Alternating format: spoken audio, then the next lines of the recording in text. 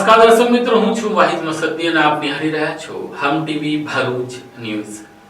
હવે નિહાળીશું આજના મુખ્ય સમાચારો। ભરૂચમાં ખેડૂત વળતર મામલે હજુ લડાયક મૂડમાં છે ત્યારે આજે ભરૂચ ખેડૂત સમન્વય સમિતિ દ્વારા ભાડભૂત બેરેજ ડાબા કાંઠાના પૂર સંરક્ષણ પાળામાં સંપાદિત જમીન વળતરના એવોર્ડ મામલે જિલ્લા કલેક્ટરને આવેદનપત્ર ખેડૂતોએ પાઠવ્યું હતું।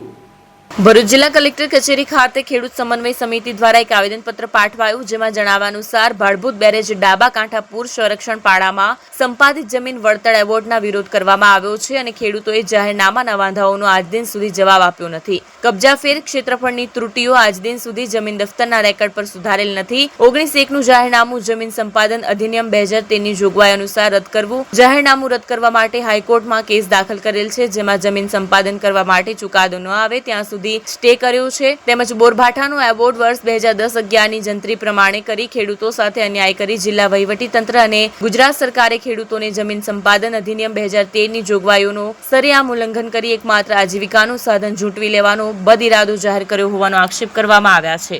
કયોમન કેરાવાલા, ખેડૂત બોરભાઠા ગામ, ભાડભૂત બેરેજ વિસ્થાપિત। આજરોજ ખેડૂત સમન્વય સમિતિ અહીંયા એવોર્ડના વિરોધમાં આવેલી છે। એવોર્ડ તદ્દન ખોટો અને કાયદા વિરુદ્ધનો કરેલો છે। એવોર્ડમાં 2010-11 ની જંત્રી બતાવી અને એવોર્ડમાં લખે છે કે 2020-21 ના નકશાને ધ્યાનમાં લીધું। જંત્રી 2010-11 ની ને નકશો 2020-21 નો એ કેવી રીતે માનવામાં આવે? કોઈ સરકારી ઓફિસર આજે 2010-11 નો પગાર લેવા તૈયાર છે તો ખેડૂતો 2010-11 ની કેવી રીતે જંત્રી સ્વીકારે? એટલે આ કોઈ સંજોગોમાં માન્ય નથી। 2023માં અમારા બધા સમગ્ર ગુજરાતની જંત્રી ડબલ થઈ ગઈ। 2024માં સરકારે જંત્રી ડ્રાફ્ટ ડિક્લેર કરી દીધો, એમાં દરેક ગામની જંત્રીઓ લગભગ 900 થી 1000 રૂપિયા ફૂટની મીટરની બતાવી દીધી અને આજે એવોર્ડ 10 રૂપિયા અને 12 રૂપિયા અને 2 રૂપિયા કરો એ શરમજનક વાત છે, ખેડૂતોનો અપમાન છે। માટે આ એવોર્ડને તાત્કાલિક રદ કરવો જોઈએ। હાઈકોર્ટે ઓલરેડી અમને ઇન્ટ્રીમ રિલીફ આપેલી છે, તો એને હાઈકોર્ટના ચુકાદાની રાહ જોવી જોઈએ અને સંપાદન અમે કોઈ સંજોગોમાં થવા નહીં દઈએ। હિરેન ભટ્ટ, ખેડૂત સમન્વય સમિતિ ભાડભૂત બેરેજ। આજ રોજ અમે કલેક્ટર કચેરી આવ્યા છે અને આવવાનું કારણ છે કે અમારો જે એવોર્ડ છે એ સદંતર ખોટો કરેલો છે। અમને જ્યારે 2 રૂપિયાથી 12 રૂપિયા ફૂટની જમીનના ભાવ આપતા હોય, જો આ ભાવે જમીન મળતી હોય તો અમે ખેડૂતો આ ચેક લઈને આવેલા છે। અમે પણ વિનંતી કરી છે જમીન સંપાદન અધિકારી સાહેબને કે અમને 2 રૂપિયાથી 12 રૂપિયા ફૂટની જમીન અપાવી દે, તો અમે લેવા તૈયાર છીએ। બીજી વાત કે જ્યારે આ જાહેરનામું જ ખોટું હોય અને એના માટે અમે નામદાર હાઈકોર્ટમાં ગયા હોય અને ત્યાં અમને ઇન્ટ્રીમ રિલીફ મળેલું હોય તો શાના આધારે આ એવોર્ડ કર્યો છે? અને એવોર્ડની અંદર તમામ જમીનને ડૂબાણમાં બતાવી દીધી, મોટાભાગની જમીનને।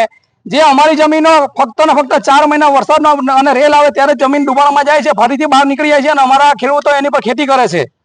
અને ચોમાસામાં પણ જ્યારે એમાં પાણી હોય ત્યારે એમાં મત્સ્ય ઉદ્યોગનું કામ કરે છે, માટે 12 મહિના અમે આ જમીનનો ઉપયોગ કરીએ છીએ। તેમ છતાં એમ કહેવામાં આવે છે કે આ નકામી જમીન છે ને કશી કામની નથી। જમીન સંપાદન અધિકારી અમારા ત્યાં જાતે આવ્યા અને જમીન એ જોઈ ગયા છે। ખેડૂતને ફક્ત ને ફક્ત નદીની અંદરથી એક થર્મોકોલ પર બેસીને આવતા પણ જોયા છે અને ખેતી કરતા પણ જોયા છે, પછી પણ એ જમીનને એ પાણીમાં બતાવે છે। એની પાછળનું કારણ શું એ આજે અમે જમીન સંપાદન અધિકારી સાહેબને પૂછવા આવેલા છે। આ જે એવોર્ડ છે એ અમને માન્ય નથી। અમે આ એવોર્ડની આજે અહીંયા હોળી કરવા આવ્યા છે। ભરૂચ જિલ્લામાં ભાજપા દ્વારા નેશનલ હેરાલ્ડ કેસમાં ચાર્જશીટ દાખલ થતા કોંગ્રેસના આગેવાનોના પુતળા દહનનો કાર્યક્રમ કરવા જતા કોંગ્રેસના આગેવાનોએ પણ ઈંટનો જવાબ પથ્થરથી આપવાની વાત કરતા અંતે પોલીસે ઘર્ષણ ટાળવા પુતળા દહનનો કાર્યક્રમ નિષ્ફળ બનાવ્યો હતો। નેશનલ હેરાલ્ડ કેસમાં ઈડી દ્વારા સોનિયા રાહુલ ગાંધી સામે ચાર્જશીટ દાખલ થતા ભરૂચમાં રાજકીય માહોલ ગરમાયો છે। ભરૂચ જિલ્લા ભાજપ અને યુવા મોરચાએ પટેલ સુપર માર્કેટ પાસે હનુમાન મંદિર નજીક ભ્રષ્ટાચાર વિરોધી પ્રદર્શન યોજ્યું હતું। કાર્યક્રમમાં જિલ્લા ભાજપ પ્રમુખ પ્રકાશ મોદી અને યુવા મોરચા જિલ્લા પ્રમુખ ઋષભ પટેલ સહિત મોટી સંખ્યામાં કાર્યકરો હાજર રહ્યા હતા। કોંગ્રેસના નેતાઓ વિરુદ્ધ સૂત્રોચ્ચાર કરવામાં આવ્યા હતા। પોલીસે સમયસર દાખલ કરીને પુતળા કબજે કર્યા અને કાર્યકરોને શાંતિપૂર્ણ રીતે વિખેર્યા હતા। આ પ્રદર્શન સામે કોંગ્રેસે તીવ્ર પ્રતિક્રિયા આપી। જિલ્લા કોંગ્રેસ પ્રમુખ રાજેન્દ્રસિંહ રાણાએ કહ્યું કે 2027માં ભાજપની સત્તા જવાના સંકેત છે। જનતાનો વિશ્વાસ ભાજપમાંથી ઓછો થઈ રહ્યો છે। પાલિકાના વિપક્ષ નેતા શમસાદ અલી સૈયદે ચેતવણી આપી છે કે ભાજપની નિમ્ન કક્ષાની રાજનીતિનો જવાબ આપવામાં આવશે। ભારતની આઝાદી પહેલા 1937માં જવાહરલાલ નહેરુએ આ સ્વાતંત્ર્ય વીરોના નાણાંથી જે આ નેશનલ હેરાલ્ડ, જે તે વખતે ઇંગ્લિશ, ગુજરાતી અને હિન્દીમાં ન્યૂઝપેપર છપાતું અને એ નાણાંથી આ સંપત્તિ ખરીદવામાં આવેલી છે અને એમાં અત્યારે રાહુલ ગાંધી અને સોનિયા ગાંધી પોતાનો 76% હિસ્સો એમાં બતાવેલો છે અને ઈડી તરફથી આ અંગેની જે કઈ કાર્યવાહી થઈ તપાસમાં એ લોકો ગુનેગાર સાબિત મતલબ એમની સામે આરોપ છે અને 11 એપ્રિલે ઈડીએ આ સંપત્તિ તાંચમાં લેવાની કાર્યવાહી કરી છે અને 15 એપ્રિલે આ લોકોની સામે ચાર્જશીટ પણ દાખલ થયેલી છે અને એ 4 જણા છે રાહુલ ગાંધી, સોનિયા ગાંધી, સેમ પિટ્રોડા અને સુમન દુબે. આ ચારે ચાર આ સામે ચાર્જશીટ થયેલી છે. કાયદાની રીતે આમની સામે કાર્યવાહી થવી જોઈએ અને સખતમાં સખત સજા થવી જોઈએ. ભારતીય રાષ્ટ્રીય કોંગ્રેસનું એક સફળ અધિવેશન જે ગુજરાતના અમદાવાદમાં થયું, આસામ અને બિહારના અંદર જે રીતે ચૂંટણીઓ છે અને ભારતીય જનતા પાર્ટીની સાથી પક્ષો તેમનાથી વિખૂટા થઈ રહ્યા છે અને બિહાર અને આસામ પણ એમને લાગે છે કે જીતી શકે એમ નથી, ત્યારે અને જ્યારે લોકસભાના અંદર જે 400 પારના નારા આપતા હતા કે અમે 400 સીટ લઈને આવીશું લોકસભામાં અને 240માં અટકી ગયા. એટલે આ રીતે ભાજપના વળતા પાણી થઈ રહ્યા છે. ગુજરાતના અંદર સતત રાહુલ ગાંધીજીનું પ્રવાસ એક પછી એક થઈ રહ્યો છે. 15 દિવસમાં ત્રીજી વાર રાહુલ ગાંધીજી સંગઠનને મજબૂત કરવા અને ગુજરાતના અંદર કોંગ્રેસને ચૂંટણી જીતવા માટેના જે રીતે પ્રયત્ન કરી રહ્યા છે, સંઘર્ષ કરી રહ્યા છે, ત્યારે ભારતીય જનતા પાર્ટીના પેટમાં દુખી રહ્યું છે અને એના ભાગરૂપે આજે તમે જુઓ છો કે કોંગ્રેસના રાષ્ટ્રીય નેતા સોનિયા ગાંધીજી હોય કે રાહુલ ગાંધીજી છે, તેમના પર ખોટા કેસો ઈડીનું પ્રેશર લાવીને એમના પર કરવામાં આવી રહ્યા છે. એમના પાસે કોંગ્રેસને રોકવા માટે તો કોઈ સાધન નથી, પણ ઈડીનો દુરુપયોગ કરીને કોંગ્રેસના રાષ્ટ્રીય નેતાઓને રોકવામાં આવી રહ્યા છે. એટલે આજે ભાજપ દ્વારા ભરૂચના કોંગ્રેસ કાર્યાલયની સામે વિરોધ પ્રદર્શનનો કાર્યક્રમ આપવાનો હતો. અમે અમારા જિલ્લા કોંગ્રેસ પ્રમુખશ્રીની આગેવાનીમાં અહીંયા હાજર રહ્યા અને એમનો કાર્યક્રમ અમે નિષ્ફળ બનાવેલો છે અને અમને આજે કહેવા પણ માંગીએ છીએ કે જો તમે રાજકારણની જગ્યાએ છે વિરોધ કરવા માટે લોકશાહી ઢબે તમે ઘણા બધા સ્પોટ હતા, તમે ત્યાં કરવો હતો તમારે વિરોધ. કોંગ્રેસ કાર્યાલયની સામે જો તમે વિરોધ કરતા તો તમને કહી શકાય છે કે ઈંટનો જવાબ પથ્થરથી મળતો. એ પણ તમે યાદ રાખજો. કોંગ્રેસ કાર્યાલયની સામે વિરોધ પ્રદર્શન ભારતીય જનતા પાર્ટીનું અમે સાકી લઈએ નહીં. અંકલેશ્વર શહેરના બી ડિવિઝન પોલીસ મથકમાં જિલ્લા પોલીસ વડાની અધ્યક્ષતામાં લોક દરબાર યોજાયો હતો, જેમાં સ્ક્રેપ માર્કેટમાં લાગતી આગ મામલે પણ મુદ્દો ઉઠાવવામાં આવ્યો હતો. અંકલેશ્વર શહેર બી ડિવિઝન પોલીસ મથક ખાતે ભરૂચ જિલ્લા પોલીસ વડા મયુર ચાવડાની અધ્યક્ષતામાં વાર્ષિક ઇન્સ્પેક્શન અને લોક દરબાર યોજાયો. આ કાર્યક્રમમાં વિભાગીય પોલીસ વડા ડોક્ટર કુશલ ઓઝા અને બી ડિવિઝન પોલીસ મથકના પીઆઈ વી કે ભૂતિયા સહિતના અધિકારીઓ હાજર રહ્યા. લોક દરબાર દરમિયાન સ્થાનિક લોકોએ ટ્રાફિક સંબંધિત સમસ્યાઓની રજૂઆત કરી. ખાસ કરીને અંકલેશ્વર નજીક નેશનલ હાઈવે નંબર 48 ઉપર આવેલા ભંગારના ગોડાઉન માલિકો સાથે પોલીસે વિશેષ બેઠક યોજી. પોલીસે સ્ક્રેપ માર્કેટના વેપારીઓને કોઈપણ ગેરકાયદેસર પ્રવૃત્તિ ન કરવા સ્પષ્ટ સૂચના આપી હતી. વેપારીઓને શંકાસ્પદ પ્રવૃત્તિ જણાય તો તાત્કાલિક પોલીસને જાણ કરવા પણ જણાવ્યું હતું. અંકલેશ્વરની સ્ક્રેપ માર્કેટમાં વારંવાર આગની ઘટનાઓ બનતી હોવાથી પોલીસે કડક પગલાં લેવાની ચેતવણી આપી છે.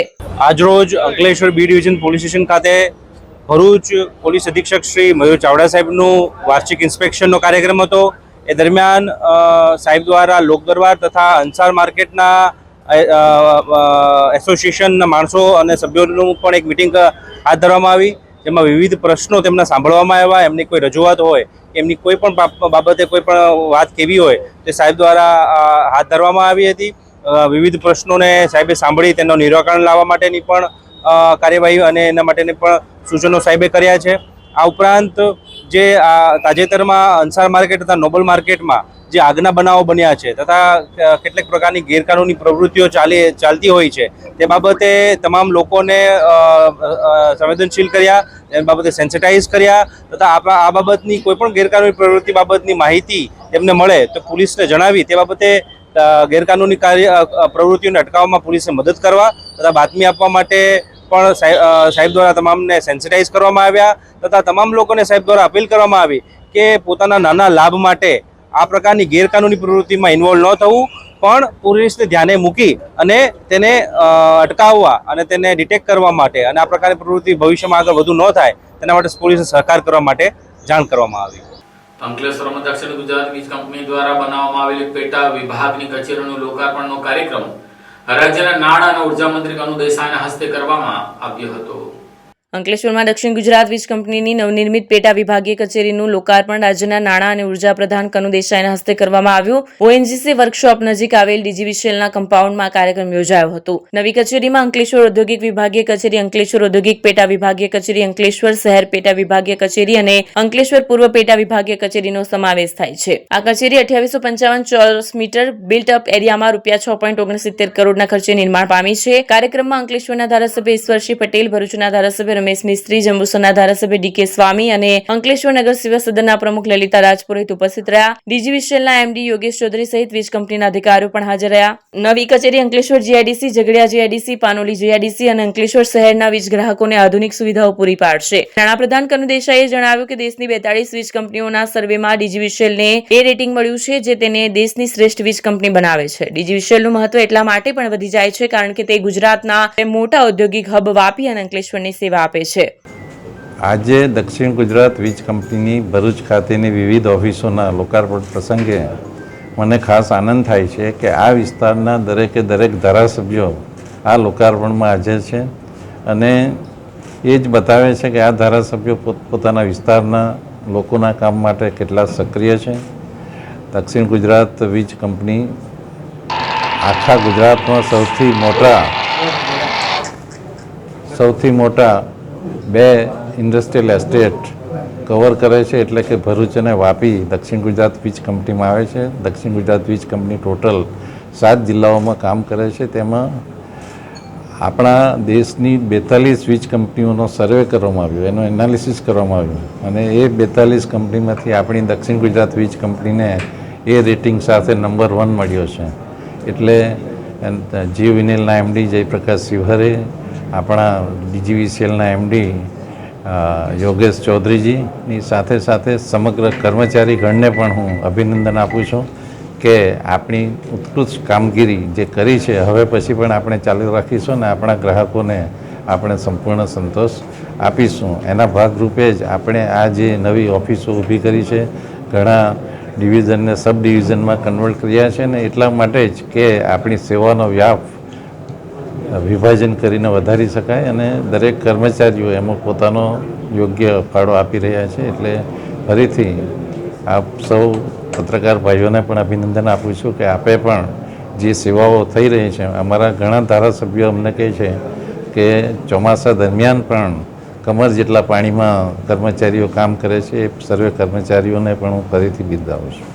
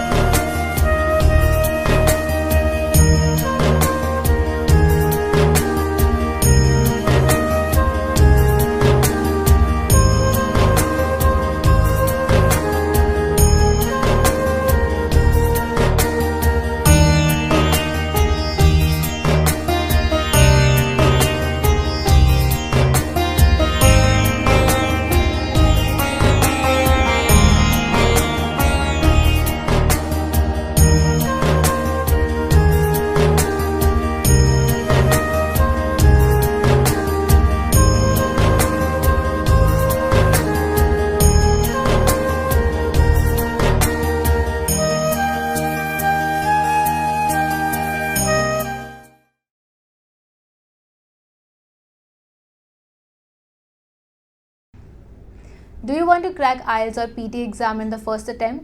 Do you face problems in vocabulary learning? Are you not able to find the right location of answers in reading module? And you also face problems in writing and speaking module? Then join English Lab's Powered Center, which is working for 26 years in the field of IELTS and spoken English. On joining English Lab Center, you will get a unique course kit, AI-based mobile app, and through our techniques, more than 1,000 students have cleared their IELTS exams in the first attempt. So what are you guys waiting for? Click on the given link and book your demo now.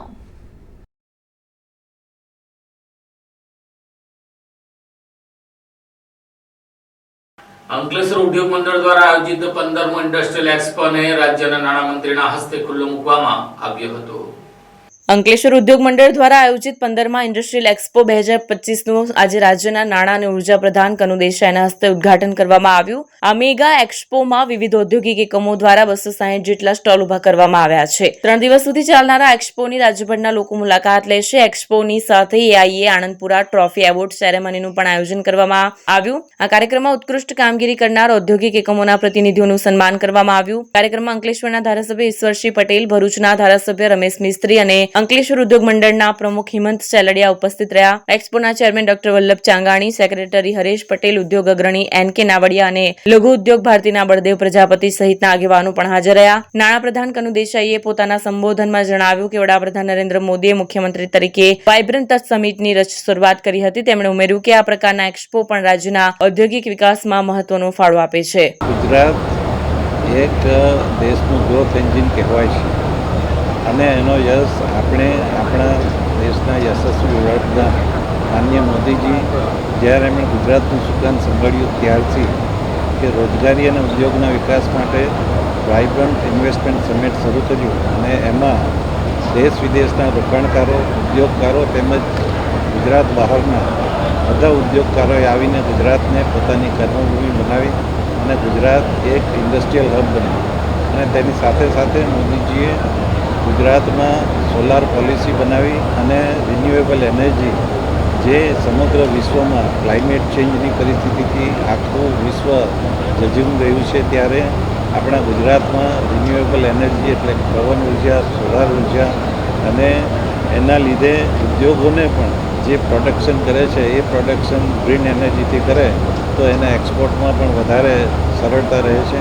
આવા અનેક આયામો ગુજરાત સરકારે શરૂ કર્યા અને તેને માનનીય મુખ્યમંત્રી શ્રી ભૂપેન્દ્રભાઈની સરકાર અમારી ચલાવી રહી છે અને ઉદ્યોગો માટે ઘણા બધા સુધારાઓ થવા થઈ રહ્યા છે અને આ એક્સપોનું આજે જે ઉદ્ઘાટન થયું એમાં આ વિસ્તારના સૌથી વધુ લોકપ્રિય ધારાસભ્ય શ્રી ઈશ્વરભાઈ, ભરૂચના ધારાસભ્ય શ્રી રમેશભાઈ અને સાથે સાથે અનેક ઉદ્યોગપતિઓએ ભાગ લીધો અને ઉદ્યોગપતિઓને શ્રી ડીએ આનંદપુરા પુરસ્કારથી સન્માનવામાં આવ્યા, જેઓ ક્વોલિટી, એક્સપોર્ટ વગેરેમાં આગવું સ્થાન પ્રાપ્ત કર્યું છે અને મોટી સંખ્યામાં ઉદ્યોગપતિઓ અને ગુજરાત તેમજ ગુજરાત બહારના ઉદ્યોગપતિઓ આ એક્સપોમાં ભાગ લીધો.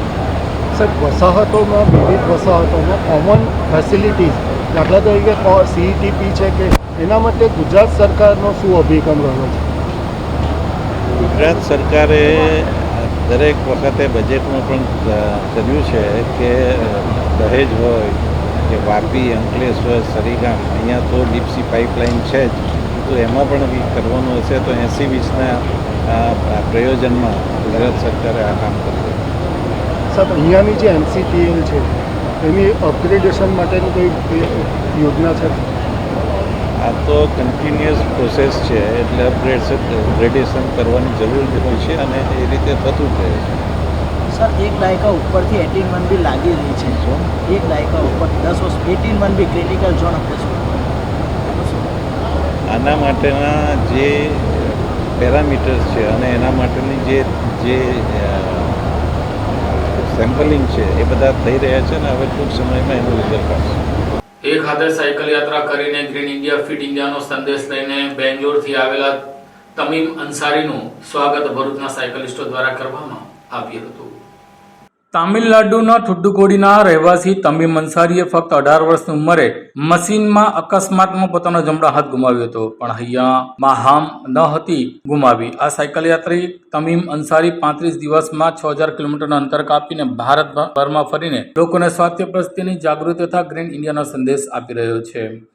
એક હતું સાહસ યાત્રામાં સાયકલ સવારીથી ફિટનેસ જાળવવા ગ્રીન ઇન્ડિયાનો સંદેશો દેશભરમાં ફેલાવવાના ધ્યેય સાથે એક હાથ હોવા છતાં તમીમ અંસારી નામના સાયકલ વીરે બેંગ્લોરથી 6 એપ્રિલે એકલ પંડે સાયકલ યાત્રા એટલે કે એક પૈંડે સાયકલ યાત્રા શરૂ કરી હતી. આજરોજ ભરૂચ આવી પહોંચતા પ્રખ્યાત સાયકલિસ્ટ શ્વેતા વ્યાસ દ્વારા તેઓનું સ્વાગત કરવામાં આવ્યું હતું. આ સાયકલ વીર અત્યાર સુધીમાં 52,000 કિલોમીટરની સાયકલ યાત્રા કરીને લિમ્કા બુક ઓફ વર્લ્ડ રેકોર્ડમાં નામ મેળવ્યું છે. હવે સાહસવીરની મહેચ્છ આગામી પેરા ઓલિમ્પિકમાં ભાગ લેવાની છે અને તેના માટે તેઓ જોરદાર તૈયારી પણ કરી રહ્યા છે. નમસ્તે, મારું નામ શ્વેતા વ્યાસ છે. તમે ગુજરાતીમાં એક કહાવત સાંભળી હશે, જહાં ચાહ વહાં રાહ. એને સાર્થક કરતું એક બહુ સરસ ઉદાહરણ આજે તમીમ અંસારી જે તમિલનાડુથી આવ્યા છે આપણા ભરૂચમાં એ પૂરું પાડે છે. તમીમ અંસારીભાઈનો એક હાથ અકસ્માતમાં 18 વર્ષની ઉંમરે જતો રહ્યો હતો. તે છતાં પણ એમણે હિંમત નહીં હારી અને આજે સાયકલ પર ભારતભરમાં ટોટલ 6000 કિલોમીટર સાયકલ યાત્રા કરી રહ્યા છે અને લોકોને એ સંદેશ આપવા માંગે છે કે તમે લોકો બને એટલું હેલ્થ પ્રત્યે જાગૃત રહો. ક્લીન ઇન્ડિયા અને ગ્રીન ઇન્ડિયા એ એમનો સાયકલિંગનો મોટો છે. તદુપરાંત તમીમભાઈ આગળ ઇન્ડિયાને પેરા ઓલિમ્પિકમાં રિપ્રેઝેન્ટ કરવા માંગે છે અને લિમ્કા બુક ઓફ રેકોર્ડના પણ એ હોલ્ડર રહી ચૂક્યા છે. તો આપણે ભરૂચમાં એમનું ખૂબ ખૂબ સ્વાગત કરીએ અને એમની જે આગળની રાઈડ છે એ ખૂબ જ સરસ રહે એમના માટે આપણે એમને ભરૂચ વેલફેર હોસ્પિટલના ઓડિટોરિયમમાં વર્લ્ડ ભરૂચી વોરા ફાઉન્ડેશન દ્વારા 108 ગામોની 156 શાળાના 125 વિદ્યાર્થીઓને સન્માનિત કરવામાં આવ્યા હતા.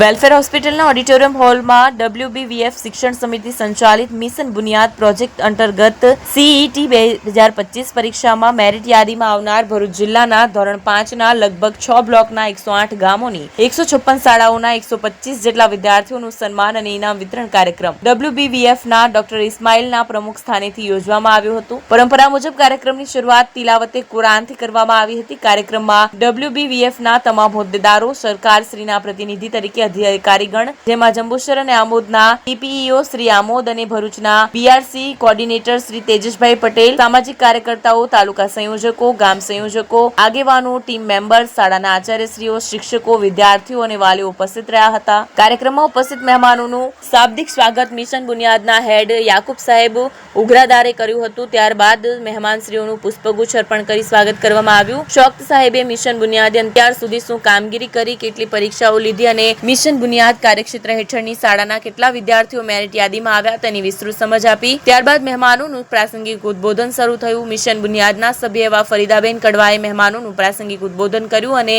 સાથે સાથે વાલીઓ અને વિદ્યાર્થીઓને માર્ગદર્શિત કર્યા. તેજસભાઈ પટેલે વાલીઓનું ઉદબોધન કર્યું. તેમણે વાલીઓ અને વિદ્યાર્થીઓને CET પરીક્ષા અને સરકારની યોજના વિશે સમજ આપી. સાથે સાથે મિશન બુનિયાદ ટીમની પ્રશંસા કરી તેમનો આભાર વ્યક્ત કર્યો.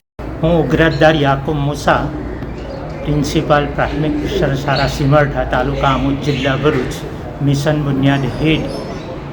WBVF સંચાલિત મિશન બુનિયાદ અંતર્ગત CET જે સરકારશ્રીની કોમ્પિટિટિવ એક્ઝામ છે એ બાળકોને આમોદ, જંબુસર, વાગરા અને ભરૂચ તાલુકાના 108 ગામ જે WBVF કાર્યક્ષેત્રના છે, જેમાં 156 શાળાઓએ ઓનલાઈન ઓફલાઈન WBVF મિશન બુનિયાદની ટીમ દ્વારા પરીક્ષામાં ભાગ લઈને ખૂબ ઉત્તીર્ણ થયા છે, જેનો આજે ઇનામ અને સન્માન કાર્યક્રમ વેલફેર હોસ્પિટલના ઓડિટોરિયમ હોલમાં રાખવામાં આવ્યો છે, જેમાં 125 વિદ્યાર્થીઓ ઇનામને લાયક બન્યા છે, જેમાં 55 વિદ્યાર્થીઓ એવા છે જે WBVFની 16/3/2025 આમોદ મુકામે લેવાયેલી પરીક્ષામાં તેઓ 69ની ઉપર માર્ક લાવ્યા છે. એ તમામ વિદ્યાર્થીઓ અને વાલીઓ આજે ઉપસ્થિત રહ્યા છે. સાથે સાથે ભરૂચ જિલ્લા શિક્ષણ જગતના અધિકારીશ્રીઓ, WBVFના બોર્ડ ઓફ ડાયરેક્ટરશ્રી, WBVFના પ્રમુખશ્રી પણ ઉપસ્થિત રહી આ બાળકોને, આ શિક્ષકોને, આ વાલીઓને પ્રોત્સાહિત કર્યા છે અને ખૂબ જ સુંદર કાર્યક્રમ આજે આ વેલફેર હોસ્પિટલના ઓડિટોરિયમ હોલમાં રાખવામાં આવ્યો છે. તો આ તકે વાલીઓ, બાળકો, શિક્ષકોને શુભેચ્છા પાઠવું છું. તેઓ જીવનમાં આગળ વધે. સાથે સાથે આ યજમાન સંસ્થા કે જે વારંવાર WBF સંસ્થાના કોઈપણ કાર્યક્રમમાં અવિરત અમારી સાથે ખભે ખભા મિલાવીને સાથે કામ કરે છે. કોઈપણ વસ્તુની જરૂરિયાત હોય કે હોલની જરૂરિયાત હોય તો તેઓ હસતા ચહેરે અમને ખુશી પરમિશન આપીને અમારી કાર્યક્રમમાં સહભાગી થઈને ખભે ખભા મિલાવીને સાથ સહકાર આપે છે. એ બદલ વેલફેર હોસ્પિટલના માન્ય પ્રમુખ ડૉક્ટર ખાલિદ સર, એમની મેનેજમેન્ટ ટીમ અને એમના તમામ સભ્યોને હું આ તકે WBFના પ્રતિનિધિ તકે ખૂબ ખૂબ આભાર માનું છું અને આશા રાખું કે જ્યારે પણ આવા કાર્યક્રમો થાય ત્યારે તેઓ અમને ચોક્કસ સાથ સહકાર આપશે. જય હિન્દ, જય ભારત. ઝઘડિયા સેવા રૂરલ હોસ્પિટલ ખાતે રક્તદાન શિબિરનું આયોજન કરવામાં આવ્યું હતું. ભરૂચ જિલ્લાના ઝઘડિયા ખાતે આવેલી સેવા રૂરલ હોસ્પિટલ ખાતે રક્તદાન શિબિરનું આયોજન કરવામાં આવ્યું હતું. સુરત રક્તદાન કેન્દ્રના સહયોગથી યોજાયેલા રક્તદાન શિબિરમાં કુલ 48 યુનિટ રક્ત એકત્ર કરવામાં આવ્યું હતું. અત્રે ઉલ્લેખ કરવો રહ્યો કે માનવ જીવનમાં આવતી કેટલીક બીમારીઓ દરમિયાન ઓપરેશન કરવાની જરૂર ઊભી થતી હોય તેવા સંજોગોમાં જો દર્દીના લોહી નિયમિત માત્રા કરતાં ઓછું હોય તો આવા દર્દીનું ઓપરેશન પહેલા લોહી ચડાવવું પડશે. એ વળી ઘણીવાર ઓપરેશનની જરૂર ન હોય છતાં પણ શરીરમાં લોહી ઓછું થઈ જતા તેને લોહી ચડાવવામાં આવતું હોય છે. ત્યારે ઘણી વખત અકસ્માતો દરમિયાન પણ ઇજાગ્રસ્ત વ્યક્તિઓ માટે લોહીની જરૂર પડતી હોય છે, જેને લઈને આજે ઝઘડિયા સેવા રૂરલ હોસ્પિટલ ખાતે સુરત રક્તદાન કેન્દ્રના સહયોગથી રક્તદાન શિબિરનું આયોજન કરવામાં આવ્યું હતું. સેવા રૂરલ હોસ્પિટલમાં આજે 16મી એપ્રિલ એટલે સેવા રૂરલની સ્થાપના જેમને કરી એવા ડૉક્ટર સ્વર્ગસ્થ શ્રી અનિલભાઈની આજે પુણ્યતિથિ છે. એના ભાગરૂપે એમને પણ એમનું જીવન આખું સમર્પિત કરી દીધું ગરીબોની સેવામાં. તો એ નિમિત્તે ખાસ એમની પુણ્યતિથિ નિમિત્તે 16મી એપ્રિલે સેવા રૂરલ સંસ્થા ઝઘડિયા ખાતે દર વર્ષે અમે બ્લડ ડોનેશન કેમ્પનું આયોજન કરીએ છીએ અને આ આયોજન સુરત રક્તદાન કેમ્પ એ લોકોને સહયોગથી કરીએ છીએ. દર વર્ષે સેવા રૂરલ હોસ્પિટલમાં અંદાજે 2000 બોટલો પેશન્ટોને ચડાવવામાં આવે છે અને આ બધી બોટલો, મોટાભાગની બોટલો સુરત બ્લડ બેંકવાળા આપણને આપે છે. તો સમાજમાં આપણે એક સંદેશો એ આપવા માંગીએ છીએ કે દરેકે પોતે પણ લોહી આપવું જોઈએ, જેથી બીજાનો જીવ બચાવી શકાય અને બીજાને મદદરૂપ થઈ શકાય. મોટે ભાગે અહીંયા સુવાવડવાળા પેશન્ટ, સિકલ સેલના પેશન્ટોને ખૂબ જ તકલીફ હોય ત્યારે આ લોહી અહીંયાથી આપવામાં આવે છે. બસ, આભાર. આ સાથે ટીવી ભરૂચના સમાચાર પૂર્ણ થાય છે. આવતીકાલે ફરી મળીશું. ત્યાં સુધી રજા આપશો. નમસ્કાર.